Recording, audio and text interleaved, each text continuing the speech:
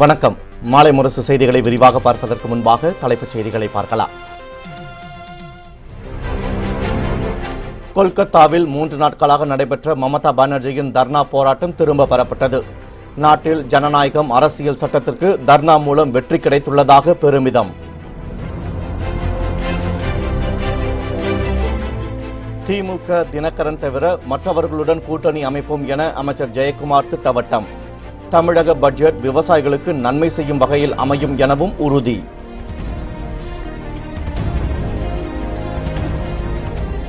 அதிமுகவின் பொய் பிரச்சாரங்களை முறியடிக்கவே ஊராட்சி சபை கூட்டம் என மு.க. ஸ்டாலின் விளக்கம். தமிழகத்தில் மக்களவைத் தேர்தலுடன் 21 சட்டமன்ற தொகுதிகளுக்கான தேர்தலை நடத்த வேண்டுமென வலியுறுத்தல்.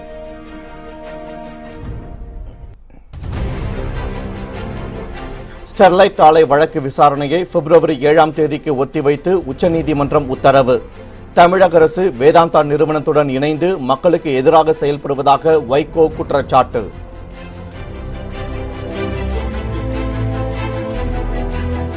கொல்கத்தா காவல்துறை சிபிஐ மோதல் குறித்த தொடர் அமளியால் மாநிலங்களவை நாளை வரை ஒத்திவைப்பு. பிரதமர் நரேந்திர மோடி நேரில் விளக்கமளிக்க வலியுறுத்தி மக்களவையில் திரிணாமுல் காங்கிரஸ் எம்பிக்கள் வெளிநடப்பு. இனி விரிவான செய்திகளை பார்க்கலாம். கொல்கத்தாவில் 3 நாட்களாக நடைபெற்று வந்த தர்ணா போராட்டத்தை மேற்கு வங்க முதலமைச்சரும் திரிணாமுல் காங்கிரஸ் கட்சி தலைவருமான மமதா பானர்ஜி முடித்துக் கொள்வதாக அறிவித்துள்ளார். சாரதா நிதி நிறுவன மோசடி வழக்கில் கொல்கத்தா காவல்துறை ஆணையர் ராஜீவ்குமாரை விசாரிக்க எதிர்ப்பு தெரிவித்து மேற்கு வங்க முதலமைச்சர் மமதா பானர்ஜி கடந்த 3 நாட்களாக தர்ணா போராட்டத்தில் ஈடுபட்டு வந்தார். மமதா பானர்ஜி தர்ணா போராட்டத்திற்கு காங்கிரஸ், தெலுங்கு தேசம், சமாஜ்வாதி, ராஷ்டிரிய ஜனதா தளம், திமுக உள்ளிட்ட கட்சிகள் ஆதரவு தெரிவித்தன. இந்த விவகாரம் தொடர்பாக சிபிஐ தொடர்ந்த வழக்கை இன்று விசாரித்த உச்சநீதிமன்றம் கொல்கத்தா காவல் ஆணையர் விசாரணைக்கு ஆஜராக வேண்டுமென உத்தரவிட்டதோடு சிபிஐ அவரை கைது செய்யக்கூடாது எனவும் தெரிவித்துள்ளது. உச்சநீதிமன்ற உத்தரவை வரவேற்ற மமதா பானர்ஜி இது அரசியல் அமைப்பு சட்டத்திற்கு எதிரான போராட்டத்திற்கு கிடைத்த வெற்றி என்று கூறினார். எந்த விசாரணை அமைப்பிற்கும் தாங்கள் எதிரானவர்கள் இல்லை என்று கூறிய அவர், ஆனால் மத்திய அரசு விசாரணை அமைப்புகளை அரசியல் லாபத்திற்காக பயன்படுத்துவதை ஏற்க மாட்டோம் என்றும் தெரிவித்தார். இந்த நிலையில் கொல்கத்தாவில் 3ஆம் நாளாக தர்ணாவில் ஈடுபட்ட மமதா பானர்ஜிக்கு ஆந்திர முதலமைச்சர் சந்திரபாபு நாயுடு நேரில் சென்று ஆதரவு தெரிவித்தார். இதைத் தொடர்ந்து சந்திரபாபு நாயுடு முன்னிலையில் தனது தர்ணா போராட்டத்தை முடித்துக் கொள்வதாக அறிவித்த மேற்கு வங்க முதலமைச்சர் மமதா பானர்ஜி நாட்டில் ஜனநாயகம், அரசியல் சட்டத்திற்கு தர்ணா மூலம் வெற்றி கிடைத்துள்ளதாகவும் பெருமிதம் தெரிவித்தார். கொல்கத்தாவில் நடைபெற்ற தர்ணா தன்னுடைய திரிணாமுல் காங்கிரஸ் கட்சிக்காக அல்ல என்றும் முழுக்க முழுக்க இந்த தர்ணா இந்திய மக்களையும் இந்திய ஜனநாயகத்தையும் காப்பாற்றவே என்று மேற்கு வங்க முதலமைச்சர் மமதா பானர்ஜி தெரிவித்துள்ளார். தர்ணாவை திரும்பப் பெறும் முன்பாக மேடையில் உரையாற்றிய அவர், இந்திய அரசியல் சட்டத்தையும் அதிகாரிகளையும் கலாச்சாரத்தையும் காக்கவே தான் தர்ணா நடத்தியதாக தெரிவித்தார். உச்சநீதிமன்றம் அளித்துள்ள தீர்ப்பு தனது ஜனநாயக போராட்டத்திற்கு கிடைத்த வெற்றி என்பதால் தர்ணாவை திரும்பப் பெறுவதாகவும் அவர் கூறினார். Government organizations, associations, social organizations, the cultural world, all they gave us full support. So this agitation, this means this dharna is not on behalf of Trinamool Congress, it is not a political dharna. I told you from the beginning, this is a dharna I gave because to save India, to save democracy, to save our institutions, to save our agencies, to save our IAS, IPS civil services, and to save the constitutional obligation and federal setup. மாநிலங்களில் பணிபுரியும் IAS, IPS அதிகாரிகளை மத்திய பாஜக அரசு தனது கட்டுப்பாட்டில் வைக்க முயற்சிப்பதாக ஆந்திர முதலமைச்சர் சந்திரபாபு நாயுடு குற்றம் சாட்டியுள்ளார். கொல்கத்தா தர்ணாவின் போது உரையாற்றிய அவர், மத்திய அரசு எதிர்த்து போராட இதுபோன்று அனைத்து கட்சிகளும் ஒரே அணியில் திரள வேண்டும் என்றும் அவர் வலியுறுத்தினார். On behalf of all political parties, 23 political parties, I am requesting Madam to withdraw our dharna. We have joined all political parties to protest against NDA government, to save this great nation, to save democratic institutions, and also we wanted to unite India. They wanted to divide India. We wanted to unite India. And also we wanted to work for cooperative federalism. திமுக, அம்மா மக்கள் முன்னேற்ற கழகம் உள்ளிட்ட கட்சிகள் மட்டுமே தங்களுக்கு எதிரி என்றும் மற்றவர்கள் யார் வந்தாலும் கூட்டணி வைப்போம் என்றும் அமைச்சர் ஜெயக்குமார் திட்டவட்டமாக தெரிவித்துள்ளார். சென்னையில் செய்தியாளர்களிடம் பேசிய அவர், அதிமுகவுடன் கூட்டணி வைக்க அனைத்து கட்சிகளும் விரும்புவதாகவும் யாருடன் கூட்டணி என்பது குறித்து விரைவில் அறிவிக்க உள்ளதாகவும் தெரிவித்தார். மேலும் திமுக, அம்மா மக்கள் முன்னேற்ற கழகம் உள்ளிட்ட கட்சிகள் மட்டுமே தங்கள் எதிரி என்றும் மற்றவர்கள் யார் வந்தாலும் கூட்டணி வைப்போம் என்றும் அமைச்சர் ஜெயக்குமார் திட்டவட்டமாக தெரிவித்தார். பட்ஜெட் குறித்த கேள்விக்கு பதிலளித்த அவர், விவசாயிகள், பொதுமக்களின் வாழ்க்கை ஏற்றத்தை மையமாக வைத்து பட்ஜெட் அமையும் என கூறினார். எங்களை பொறுத்தவரை திமுக என்பது எங்களுடைய எதிரி. ஆனால் மற்றவர்கள் அமமுக கூட கிடையாது. அதுவும் சொல்லிட்டேன் நான். இவர்கள் 2 பேரை தவிர மீதி யார் வந்தாலும் சரி, எங்களை பொறுத்தவரை நிச்சயமாக அவர்கள் எங்களுக்கு எதிரி கிடையாது. தாராளமாக எங்களோடு வரலாம். அதே போன்று எல்லாத்தையும் அறிந்து அதன் அடிப்படையில் கூட்டணி வைப்பதா என்பதெல்லாம் குறித்து தலைமை, அதே நேரத்தில் செயற்குழு, பொதுக்குழு என்பது உரிய நேரத்தில் முடிவு செய்யும். ஜெயலலிதாவின் மரணத்தில் மர்மம் இருப்பதாக சந்தேகம் எழுப்பியதே அதிமுக அமைச்சர் சி வி சண்முகம் தான் என்றும், திமுக ஆட்சிக்கு வந்ததும் ஜெயலலிதாவின் மர்ம மரணத்திற்கு காரணமானவர்கள் மீது நடவடிக்கை எடுக்கப்படும் என்றும் திமுக தலைவர் மு க ஸ்டாலின் தெரிவித்துள்ளார். சிவகங்கை மாவட்டம் மானாமதுரை சட்டமன்ற வாக்குச்சாவடி முகவர்கள் கூட்டத்தில் உரையாற்றிய அவர், உள்ளாட்சித் தேர்தலை நடத்த விடாமல் தடுப்பதாக திமுக மீது சுமத்தப்பட்ட குற்றச்சாட்டுகளை விளக்கவும், பொய் பிரச்சாரங்களை முறியடிக்கவுமே ஊராட்சி சபை கூட்டங்கள் நடத்தப்படுவதாக தெரிவித்தார். நாடாளுமன்ற தேர்தலுடன் 21 சட்டமன்ற தொகுதிகளுக்கும் தேர்தல் நடத்த வேண்டும் அல்லது ஒட்டுமொத்த சட்டமன்ற தொகுதிகளுக்கும் தேர்தல் நடத்த வேண்டும் என தெரிவித்த ஸ்டாலின், தமிழக மக்களின் முழு ஆதரவுடனும் பெரும்பான்மையுடனும் ஆட்சி பொறுப்பில் அமர வேண்டும் என்பதே கருணாநிதியின் உத்தரவு என்றும் தெரிவித்தார். ஸ்டெர்லைட் ஆலையை திறக்க தமிழக அரசுக்கு உத்தரவிடக் கோரி வேதாந்தா நிறுவனம் தொடர்ந்த வழக்கை பிப்ரவரி 7ஆம் தேதிக்கு ஒத்திவைத்து உச்சநீதிமன்றம் உத்தரவிட்டுள்ளது. ஸ்டெர்லைட் ஆலையை திறக்க தேசிய பசுமை தீர்ப்பாயம் உத்தரவிட்டதை அடுத்து ஆலையை திறக்க தமிழக அரசு அனுமதிக்கவில்லை. இதையடுத்து ஸ்டெர்லைட் ஆலையை திறக்க தமிழக அரசுக்கு உத்தரவிடக் கோரி வேதாந்தா நிறுவனம் உச்சநீதிமன்றத்தில் வழக்கு தொடர்ந்துள்ளது. இந்த வழக்கு விசாரணையின் போது சுற்றுச்சூழல் விதிகளை மீறியதால் ஆலையை மூட உத்தரவிட்டுள்ளதாக தமிழக அரசு சார்பில் விளக்கம் அளிக்கப்பட்டது. இதனை ஏற்க முடியாது என்று வாதிட்ட வேதாந்தா நிறுவனம், ஆலையை மூட உத்தரவிடும் வரை எந்த நோட்டீஸும் அரசு அனுப்பவில்லை என்றும் தெரிவித்துள்ளது. இருதரப்பு வாதங்களையும் கேட்ட உச்சநீதிமன்றம் வழக்கு விசாரணையை பிப்ரவரி 7ஆம் தேதிக்கு ஒத்திவைத்து உத்தரவிட்டுள்ளது. ஸ்டெர்லைட் ஆலை நிர்வாகமும் தமிழக அரசும் கூட்டாக இணைந்து மக்களுக்கு எதிராக செயல்படுவதாக மதிமுக பொதுச் செயலாளர் வைகோ சாடினார்.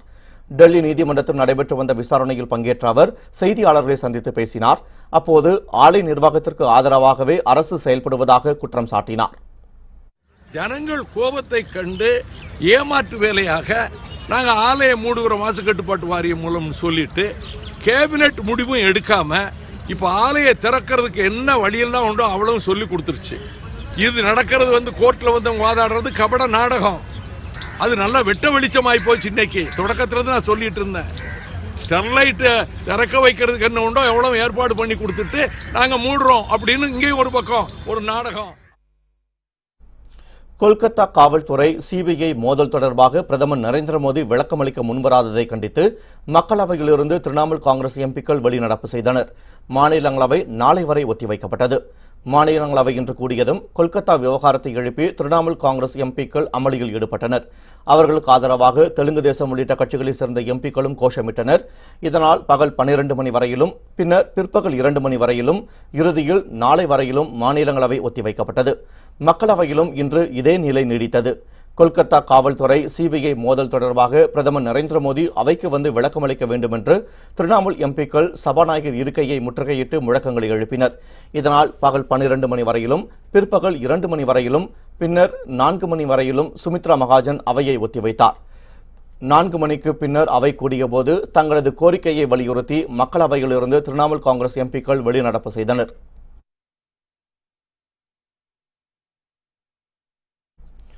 வரும் 8ஆம் தேதி அதிமுக மாவட்ட செயலாளர்கள் கூட்டம் நடைபெறும் என அறிவிக்கப்பட்டுள்ளது.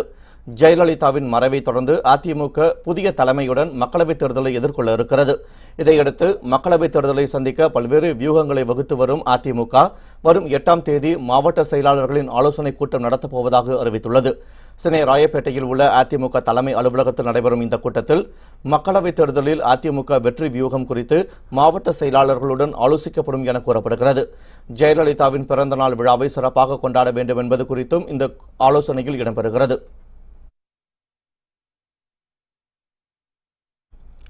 பொதுமக்களின் மீது அக்கறை இல்லாத திமுக தலைவர் மு க ஸ்டாலினுக்கு கூட்டணி கட்சி தலைவர்கள் மட்டுமே முக்கியம் என தமிழக பாஜக தலைவர் தமிழிசை சவுந்தரராஜன் விமர்சித்துள்ளார்.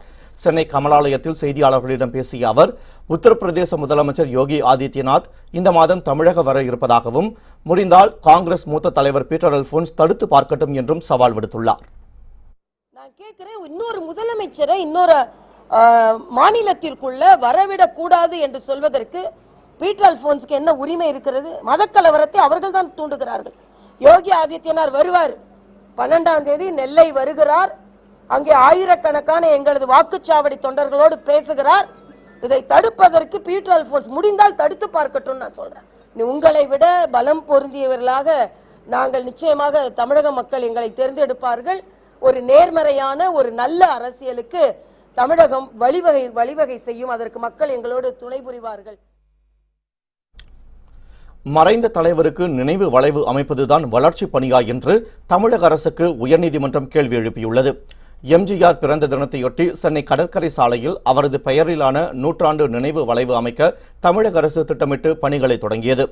ஆனால் சென்னை உயர்நீதிமன்றத்தில் வழக்கறிஞர் தினேஷ்குமார் தாக்கல் செய்த பொதுநல மனு ஒன்றில் தமிழ்நாடு நெடுஞ்சாலைகள் சட்டத்தின்படி சாலைகளின் குறுக்காக எந்தவிதமான நிரந்தர கட்டுமானங்களையும் கட்டக்கூடாது என்றும், அரசியல் ஆதாயத்திற்காக கட்டப்பட்டு வரும் எம்ஜிஆர் 100ஆண்டு நினைவு வளைவு திறப்பு விழாவிற்கு தடை விதிக்க வேண்டும் என்றும் கோரியிருந்தார். இந்த வழக்கு மீண்டும் விசாரணைக்கு வந்தபோது சென்னை மாநகராட்சி தரப்பில் தாக்கல் செய்யப்பட்ட பதில் மனுவில் இந்த சாலை மாநகராட்சி கட்டுப்பாட்டின் கீழ் வருவதாகவும், அந்த விதியின்படி வளைவு அமைக்கும் வளர்ச்சி பணி மேற்கொள்ளப்பட்டதாகவும் தெரிவித்தனர். இதையடுத்து குறுக்கிட்ட நீதிபதிகள், மறைந்த தலைவருக்கு நினைவு வளைவு அமைப்பதுதான் வளர்ச்சி பணியா என்றும், அரசு நிலத்தை அரசே ஆக்கிரமிக்க கூடாது என்றும் அறிவுரை வழங்கினர். இவ்வாறு வளைவுகள் மேல் வளைவுகளாக அமைத்துக் கொண்டே போனால் நாட்டில் உள்ள சிலைகள் போலவே வளைவுகளின் எண்ணிக்கையும் அதிகரித்துவிடும் என தெரிவித்த நீதிபதிகள், சென்னையில் உள்ள சாலைகள் தொடர்பான முழுமையான விவரங்களை நீதிமன்றத்தில் தாக்கல் செய்யுமாறும் உத்தரவிட்டனர்.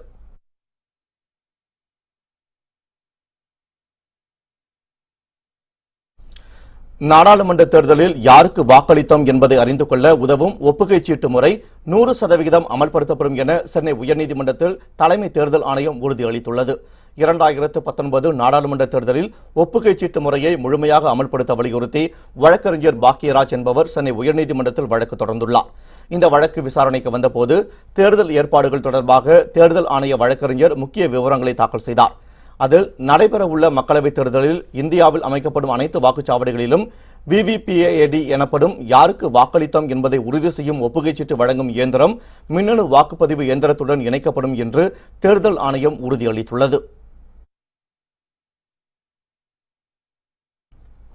உத்தரப்பிரதேச மாநிலத்தில் அரசு, மாநகராட்சி, நகராட்சி ஊழியர்கள் 6 மாதங்களுக்கு போராட்டம் நடத்த முடியாதவாறு எஸ்மா சட்டத்தை பிறப்பித்து யோகி ஆதித்யநாத் அரசு உத்தரவிட்டுள்ளது.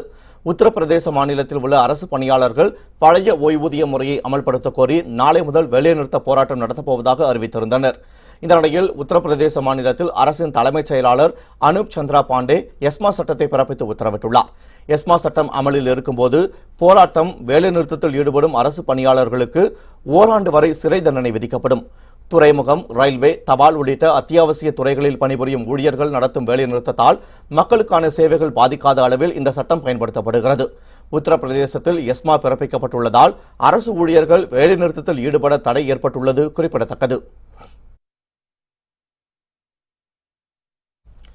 ஜம்மு காஷ்மீர் மாநில எல்லைக் கட்டுப்பாட்டு கோட்டில் பாகிஸ்தான் படைகள் இன்று அத்துமீறி தாக்குதல் நடத்தினர்.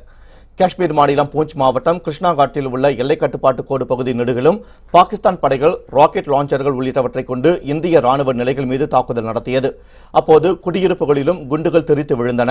எனினும் மக்களின் பாதுகாப்பு கருதி இந்திய ராணுவம் பதிலடி தாக்குதல் நடத்தவில்லை என தெரிவிக்கப்பட்டுள்ளது.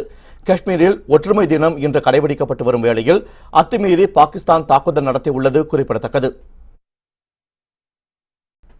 செய்திகள் தொடர்கின்றன.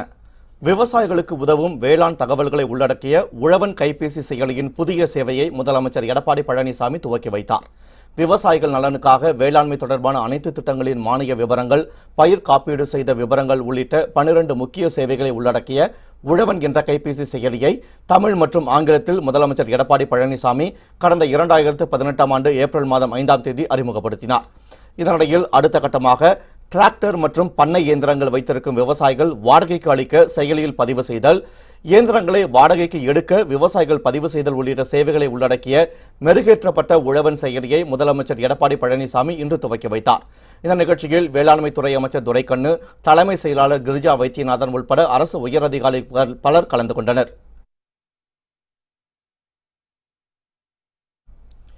தமிழ்நாடு காவல்துறை தலைமை இயக்குநர் டி கே ராஜேந்திரன் திருப்பதி ஏழுமலையான் கோவிலில் சுவாமி தரிசனம் செய்தார். திருப்பதி ஏழுமலையான் கோவிலுக்கு வருகை தந்த தமிழ்நாடு, ஆந்திரா, கேரளா மற்றும் கர்நாடக மாநிலங்களைச் சேர்ந்த காவல்துறை தலைமை இயக்குநர்களுக்கு கோவில் நிர்வாகம் சார்பில் சிறப்பான வரவேற்பு அளிக்கப்பட்டது. இதையடுத்து திருப்பதி தேவஸ்தான அதிகாரிகள் சிறப்பு தரிசன ஏற்பாடுகளை செய்தனர். பின்னர் அவர்களுக்கு தீர்த்த பிரசாதம் வழங்கப்பட்டது. தூத்துக்குடியில் திமுக சார்பில் நடைபெற்ற ஊராட்சி சபை கூட்டத்தில் உதயநிதி ஸ்டாலின் பங்கேற்று பொதுமக்களிடம் குறைகளை கேட்டறிந்தார். தூத்துக்குடி மாவட்டம் முடிவைத்தானேந்தல் கிராமத்தில் திமுக சார்பில் ஊராட்சி சபை கூட்டம் நடைபெற்றது. இதில் மு.க. ஸ்டாலினின் மகனும் நடிகருமான உதயநிதி ஸ்டாலின் கலந்து கொண்டு பொதுமக்களிடம் குறைகளை கேட்டறிந்தார். பொதுமக்கள் தங்கள் பகுதியில் சாலை, குடிநீர், சமுதாய நலக்கூடம் உள்ளிட்ட அடிப்படை வசதிகளை செய்து தர வேண்டும் என கோரிக்கை விடுத்தனர். திமுக ஆட்சிக்கு வந்ததும் அனைத்து கோரிக்கைகளும் நிறைவேற்றப்படும் என்று உதயநிதி ஸ்டாலின் உறுதியளித்தார். பாரதிய ஜனதா கட்சியின் உயர்மட்ட தலைவர்களான பிரதமர் நரேந்திர மோடி, அமித்ஷா ஆகியோர் நன்றாக தெரிந்த நிலையில் கூட தமிழக பாஜகவினர் தங்களை கண்டுகொள்ளவே இல்லை என இந்திய ஜனநாயக கட்சி குற்றம் சாட்டியுள்ளது. திருச்சியில் செய்தியாளர்களிடம் பேசிய அந்த கட்சியின் தலைவர் பாரிவேந்தர், தாங்கள் கேட்கும் தொகுதியையும் பழைய மரியாதையையும் அளித்தால் மட்டுமே பாஜகவுடன் கூட்டணி என திட்டவட்டமாக தெரிவித்துள்ளார். நாங்கள் அவளுக்கு எவ்வளவோ பண்ணியிருக்கோம். இருந்தாலும் இடைக்காலத்தில் கொஞ்சம் அவங்களுடைய பார்வையோ அல்லது உங்கள் மாதிரி பத்திரிகையில் பேசும்போது அலட்சியமாக தோழமை கட்சி பேரே சொல்லாமல் போட்டுறாங்க. 110 கட்சியாக இருக்குது, அவங்களோட ஒன்றும் இல்லை, நாங்கள் தான் இருந்தோம். ஆனாலும் சில நேரங்களில் எனக்கு மோடிக்கு நட்பு இருந்து என்ன பண்ணுறது, அமித்ஷா நட்பு இருந்து என்ன பண்ணுறது, அங்கே லோக்கல் தான் பேசும். ஆகவே நாங்கள் அதை பற்றி நாங்கள் ஒன்றும் வருத்தப்பட மாட்டோம். அப்படி வெளியே போனால் சந்தோஷப்படுவோம். காட்டு யானை சின்னத்தம்பி உடல் நலத்துடனும் சாதுவாகவும் இருப்பதாக அதனை நேரில் ஆய்வு செய்த யானைகள் நல ஆராய்ச்சியாளர் அஜய் ஜோசப் தெரிவித்துள்ளார். திருப்பூர் மாவட்டம் உடுமலை அருகே உள்ள கிருஷ்ணாபுரம் அமராவதி கூட்டுறவு சர்க்கரை ஆலையின் பின்புறம் காட்டு யானை சின்னத்தம்பி தஞ்சமடைந்துள்ளது. புதர் மண்டி கிடந்த அந்த பகுதியை தூய்மைப்படுத்தியதை அடுத்து யானை அங்கும் இங்கும் அலைமோதி வருகிறது. இந்த நிலையில் சின்னத்தம்பியின் உடல்நிலை மற்றும் நடவடிக்கைகள் குறித்து யானைகள் நல ஆராய்ச்சியாளர் அஜய் ஜோசப் நேரில் ஆய்வு செய்தார். பின்னர் செய்தியாளர்களிடம் பேசிய அவர், சின்னத்தம்பி யானை நலமுடனும் சாதுவாகவும் இருப்பதாகவும் கூறினார். காட்டு யானைக்கு தேவையான உணவும் குடிநீரும் இங்கு கிடைப்பதால் அந்த இடத்தை விட்டு அது செல்ல மறுப்பதாக கூறினார். அத்துடன் சின்னத்தம்பி யானையை வனப்பகுதியில் விட்டாலும் சமவெளிக்கு வருவதற்கான வாய்ப்புகள் அதிகம் இருப்பதால் இது குறித்து வனத்துறை அதிகாரிகளுடன் ஆலோசித்து முடிவு செய்யப்படும் எனவும் தெரிவித்தார். ಕಾಡಿಗೂ ನಮ್ಮ ಅಗ್ರಿಕಲ್ಚರ್ ಏರಿಯಾ ಊರಿಗೂ ಅದಕ್ಕೆ ಒಂದು ವ್ಯತ್ಯಾಸ தெரியாது ஆணிಗೆ. ஏன்னாக்கா அந்த பழக்காய் போச்சு அது கோயம்புத்தூர்ல. திருப்பி இங்கே விட்டுட்டிங்கன்னா இது ஊருக்குள்ளே தான் சுற்றிட்டே இருக்கும். இது ஏன் அதுக்கு பயம் இல்லை. காட்டுக்குள்ளே விட்டுட்டிங்கன்னா வெளியே வர்றதுக்கு ரொம்ப வாய்ப்பு இருக்குது. ஏன்னாக்கா அதுக்கு வெளியில் நல்ல சாப்பாடு கிடைக்கும், சுகர் கேனா இதெல்லாம் வெளியில் வர்றதுக்கு நல்ல வாய்ப்பு இருக்குது. இது எல்லாம் பாயிண்ட் எல்லாம் போட்டு நாங்கள் டிசைட் பண்ணோம் என்ன பண்ண முடியும் பண்ண முடியாதுன்னு சொல்லிட்டு. மைசூரில் மல்யுத்த போட்டியின் தொடக்க விழாவில் நடைபெற்ற வழிபாடு நிகழ்ச்சியில் ஹீலியம் பலூன் வெடித்ததில் சட்டமன்ற உறுப்பினர் மடாதிபதி உள்ளிட்ட பலர் காயமடைந்தனர். கர்நாடக மாநிலம் மைசூருவில் சூடூர் சிவராத்திரி தேசிகேந்திர சுவாமி திருவிழாவையொட்டி மல்யுத்த போட்டிக்கு ஏற்பாடு செய்யப்பட்டது. இதன் தொடக்க நிகழ்ச்சியாக ஹோமம் வளர்த்து பூஜை செய்யப்பட்டது.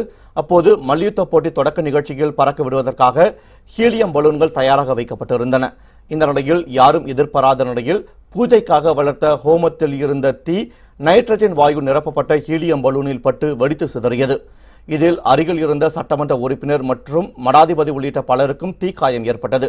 காயமடைந்தவர்கள் உடனடியாக மருத்துவமனைக்கு சிகிச்சைக்காக அழைத்து செல்லப்பட்டனர். மல்யுத்த போட்டியில் நிகழ்ந்த இந்த பலூன் வெடி விபத்து அந்த பகுதியில் பெரும் பரபரப்பை ஏற்படுத்தியது.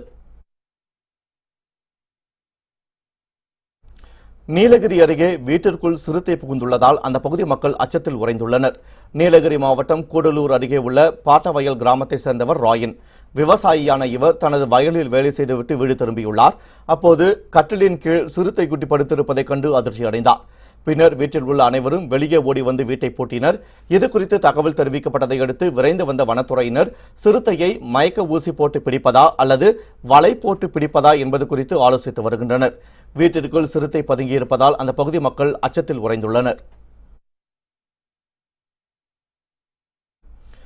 மதுரை அருகே மதிய உணவு அருந்தியதில் பாதிக்கப்பட்ட 18 மாணவ மாணவிகள் ராஜாஜி அரசு மருத்துவமனையில் அனுமதிக்கப்பட்டுள்ளனர். மதுரை மாவட்டம் வெள்ளியங்குன்றத்தில் அரசு உதவி பெறும் தொடக்கப்பள்ளி செயல்பட்டு வருகிறது. இந்த பள்ளியில் மதிய உணவு சாப்பிட்ட 34 மாணவ மாணவிகளுக்கு வாந்தி மயக்கம் ஏற்பட்டுள்ளது. இதையடுத்து அந்த குழந்தைகளுக்கு கள்ளந்தெறி மருத்துவமனையில் முதலுதவி சிகிச்சை அளிக்கப்பட்டது. குழந்தைகள் உணவருந்திய சோயா எனப்படும் மீல் மேக்கரில் புழுக்கள் இருந்ததால் வாந்தி மயக்கம் ஏற்பட்டுள்ளதாக தெரியவந்துள்ளது. இதனைத் தொடர்ந்து மேல் சிகிச்சைக்காக 18 மாணவர்கள் மதுரை ராஜாஜி அரசு மருத்துவமனையில் சிகிச்சைக்காக அனுமதிக்கப்பட்டுள்ளனர். இந்த சம்பவம் தொடர்பாக மாவட்ட கல்வித்துறை அதிகாரிகள் மற்றும் உணவுத்துறை அதிகாரிகள் விசாரணை மேற்கொண்டு வருகின்றனர். டெல்லி எய்ம்ஸ் மருத்துவமனையில் அனுமதிக்கப்பட்டிருக்கும் கோவா முதலமைச்சர் மனோகர் பாரிக்கரின் உடல்நிலை கவலைக்கிடமாக உள்ளது. கடந்த 2018ஆம் ஆண்டு கணைய அழற்சி நோயால் பாதிக்கப்பட்டு டெல்லி, நியூயார்க், மும்பை மற்றும் கோவாவில் சிகிச்சை பெற்று வந்த மனோகர் பாரிக்கர் கடந்த சனிக்கிழமை மீண்டும் டெல்லி எய்ம்ஸ் மருத்துவமனையில் சிகிச்சைக்காக சேர்க்கப்பட்டார். தற்போது அவரது உடல்நிலை கவலைக்கிடமாக இருப்பதாகவும் எய்ம்ஸ் மருத்துவமனை வட்டாரங்கள் தெரிவிக்கின்றன. முன்னதாக பாஜக மூத்த தலைவர் அத்வானி, காங்கிரஸ் தலைவர் ராகுல் காந்தி, ராணுவ தலைமை தளபதி பிபின் ராவத் உள்ளிட்ட பல முக்கிய பிரமுகர்கள் மனோகர் பாரிக்கரின் உடல்நலம் குறித்து விசாரித்து சென்றனர். கோவாவில் மனோகர் பாரிக்கர் முதலமைச்சராக இருக்கும் வரை எந்த பிரச்சனையும் இல்லை என்றும், ஒருவேளை அவர் பதவியில் இருந்து விலகினாலோ அல்லது அவருக்கு ஏதேனும் நிகழ்ந்தாலோ கோவாவில் மிகப்பெரிய அரசியல் சிக்கல் ஏற்படும் என்றும் கோவா சட்டப்பேரவை துணை சபாநாயகர் மைக்கேல் லோபா கூறியுள்ளார்.